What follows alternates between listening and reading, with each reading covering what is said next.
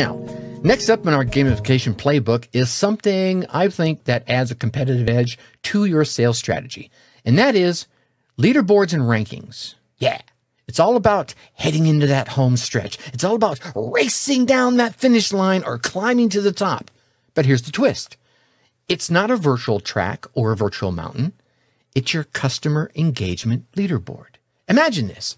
Every time your customer shares a post, makes a purchase, or engages with your brand in any way, they earn points. Now, these points aren't just numbers. They're tickets to the top of your leaderboard.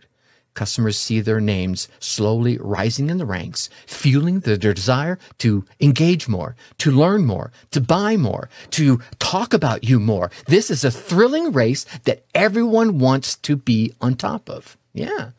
And why does this work so well? Well, again, because it taps into that fundamental desire that we all have inside of us, that desire to be seen, that desire to be accepted, and that desire to be recognized, to be a part of something, and yes, of course, that desire to win. But when customers feel like they're winning with your brand, they're not just customers anymore. They're really more like loyal fans. And dare I say it, advocates? Yeah, raving fans, you might say. Remember, it's not just about buying. We want them to buy. I get it. But it's not just about buying. It's about climbing that leaderboard.